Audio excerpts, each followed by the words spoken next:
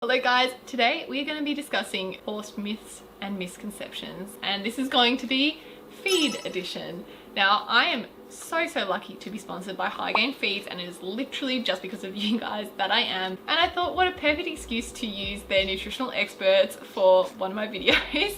And I sent them the list of supposed myths, and they have sent me back answers confirming whether these are in fact myths or facts.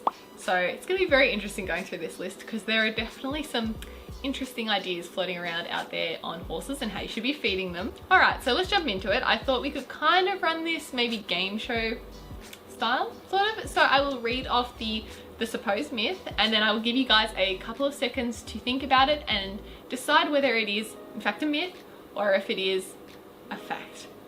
Feeding my horse alfalfa/loosen hay or high protein feeds will make them hot and excitable. This one is 100% false. I have fed my horses loosen hay for like the longest time, and you also all know Peach, and she is such a chill horse. She's the chillest 5-year-old going around. Loosen is definitely not the culprit. Hygain have actually given me a really good analogy for this. Giving your kids a jar full of red lollies versus giving them a steak or chicken breast. What do you think is going to send them crazy? It's definitely not the chicken breast. It is the red lollies, clearly. If you do have a hot horse, a lot of the time it is because they have excess sugar or starch in their diet. The take-home message here is do not be afraid of protein. It is super essential in the horse's diet for muscle development and a whole bunch of chemical processes within their body, and it's definitely not making them hot. So please don't be afraid about feeding alfalfa and loosen to your horse. Bran mashes don't have a laxative effect and actually aren't very good at keeping your horse warm in the colder months. This one is true, you guys. I feel like this is another one that was around a lot when I was younger. I was always told to feed my horses bran to flush out their system. Now, somewhere where that might have come from is that if you suddenly add it to a horse's diet, sometimes that sudden addition of a new feed can actually cause them digestive upset and cause them to have the runs, a little bit of diarrhea, and maybe that's where people were thinking, oh, it's clearing out their system, but it definitely doesn't work like that. And on the flip side too, a lot of people will feed their horses like a warm bran mash in the colder months to help keep them warm, and I know that seems like a really sweet, nice idea, like you're looking after your horse and giving them this warm meal, but realistically it doesn't actually give them that much long-term warmth. Something that is much more effective is high fiber feeds. So the obvious things are grass, hay, haylage. When fiber is in the horse's digestive system, it undergoes fermentation, and a byproduct of that is heat. So it is very effective at keeping your horse nice and warm and toasty in those like colder nights, the colder months. So definitely a better strategy to have a high fiber diet rather than wasting your time on warming up bran mashes for them. It's okay to feed my horse their hard feed / grain pellets just a few times a week. That will meet their nutritional needs. This one is false, you guys. I wish it wasn't, because that would be so convenient, but unfortunately horses' bodies don't work that way. So just like in people, horses have daily nutritional requirements, and you can't sneakily just give them their whole week's worth of nutrients in one feed on one day and hope that that covers them. Horses will literally just excrete any excess like vitamins or minerals they have in their system. Basically, they can't store them for a rainy day, if that makes sense. So you do need to be feeding them daily to make sure they're getting all of their nutritional requirements. So you've rescued, or maybe you've bought a horse that is very underweight, you should definitely start feeding them as much as possible, as soon as possible, basically as much as they will eat, to get them back up to an ideal weight. So this one, you guys, is in fact false. So it's actually really important that you don't do this. It can cause huge digestive upset for the horse. It can lead to colic, and in cases where the horse maybe is very malnourished, it can also lead to something called refeeding syndrome, which is incredibly devastating. So it's really important that you take things super slowly, and that really is like the takeaway message here with horses is anytime you are changing their diet, do eat slowly, because they are very prone to digestive upset if you do suddenly change things, and particularly in cases where the horse is very thin, it can be potentially very dangerous. Obviously, speaking to your vet or reaching out to a nutritional expert is a really good idea. Forage, so things like pasture, hay, haylage, aren't important if you're feeding your horse the right amount of pellets, grains, what I would call hard feeds. Now this one is false. Forage always comes first with horses. So horses actually require a minimum of 1.5% of their body weight in roughage per day for optimal health and well-being. So that's bare minimum. Really, I mean, you think about their digestive systems, guys, they're built to eat roughage, to eat small amounts throughout the entire day because they are grazing animals, as we know. Hard feeds realistically should really be seen as like the cherry on top that is just making sure your horse is getting enough nutrients and vitamins to make sure they are healthy. It is definitely not a substitute for roughage. Feeding your horse from the ground is healthier than using raised feeders or hay nets. What do you guys think? This one is actually true. So when you talk about feeding horses, you should always think about how they do it in the natural state, which is obviously from the ground. And eating from the ground is actually better for their chewing, for their respiration, and it actually slows them down a little bit as well, which, as any of you would know with greedy horses, it is really good when you can just slow that eating rate down a little bit. Again, they're grazers, they're supposed to eat slowly and little bits all the time rather than gorging all at once.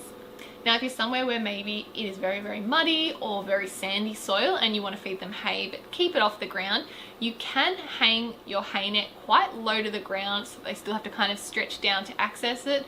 My suggestion would be that you actually tie a little bit of baling twine and attach the hay net to that, so just in case you've got a silly one who manages to get themselves caught up in it, they can actually break away rather than getting a leg or something caught in and having an accident, because as we all know, horses can be a little bit silly sometimes. So that would be my suggestion to make it nice and safe. Giving water to a horse immediately after strenuous exercise will cause them to colic. False.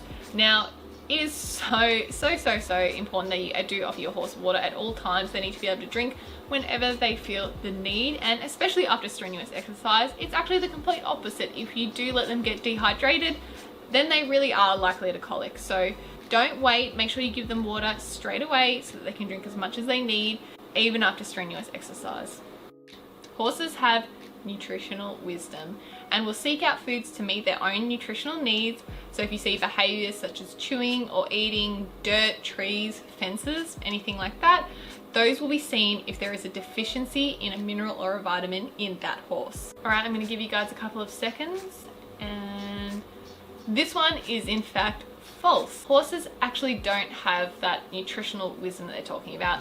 They aren't able to detect the deficiency within themselves and then seek out exactly what they're needing, and this is why it becomes super important, obviously, to feed them some sort of fully fortified feed, making sure they're getting all their vitamins and their minerals.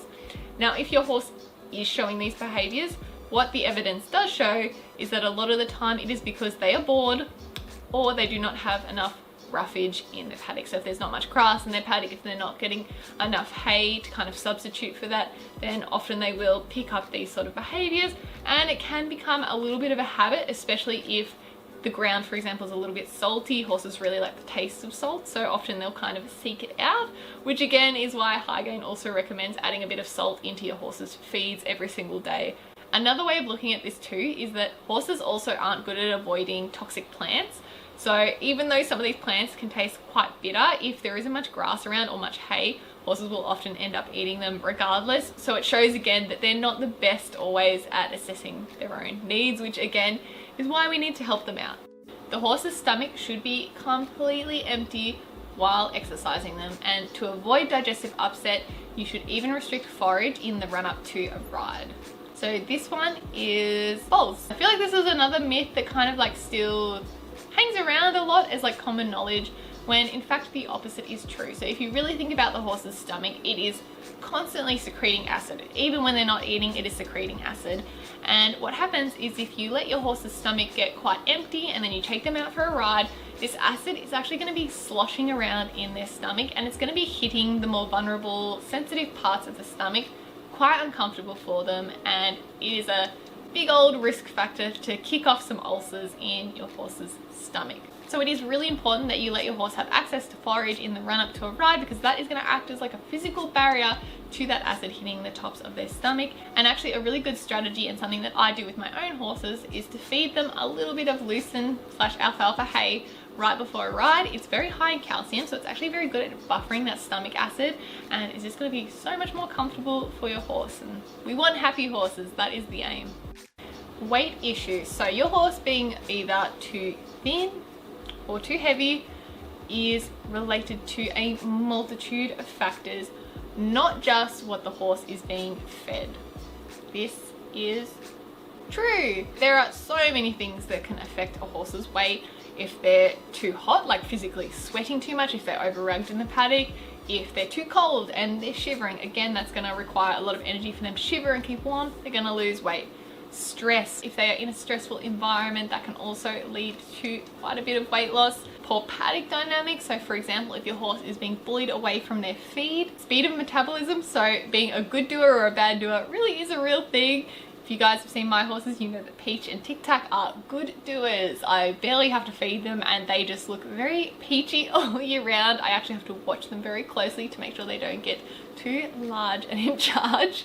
There's also things like metabolic disorders. Obviously a lot of ponies affected by that can slow the metabolism down and predispose them to obesity. Soundness, so if your horse isn't able to exercise as normally, that can also cause weight gain. And then there's also medical issues, so things like gastric ulcers and things like that too. So yes, a lot of things can affect your horse's weight, whether they're gaining too much, losing too much. So it's really important to think about all of those things, as well as what you're feeding them when you're trying to get your horse to a nice healthy weight. If you are feeling overwhelmed about what you should be feeding to your horse, make sure to reach out to Hygain through NutriKey, as they will be a huge help to you, as they have been to me. So I hope you guys enjoy watching, and I will see you all on the next one. Bye guys.